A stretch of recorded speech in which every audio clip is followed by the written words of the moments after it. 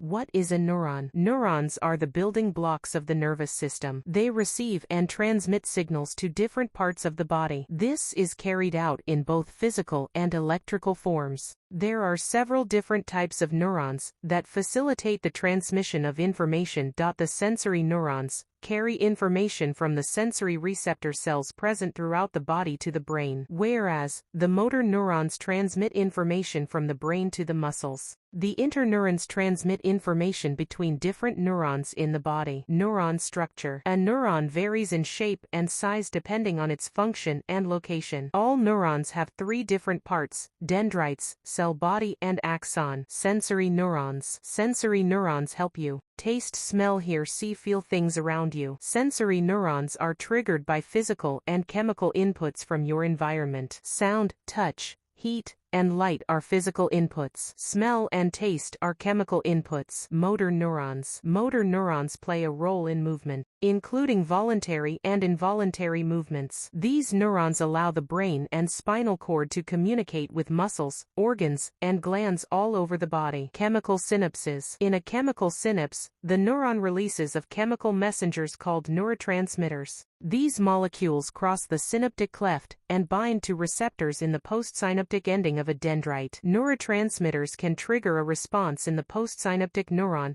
causing it to generate an action potential of its own. Alternatively, they can prevent activity in the postsynaptic neuron. In that case, the postsynaptic neuron doesn't generate an action potential. Electrical synapses. Electrical synapses can only excite. These synapses form when two neurons are connected by a gap junction. This gap is much smaller than a chemical synapse and is made up of ion channels that help transmit a positive electrical signal. Because of the way these signals travel, signals move much faster across electrical synapses than chemical synapses. However, these signals can diminish from one neuron to the next. This makes them less effective at transmitting repeated signals.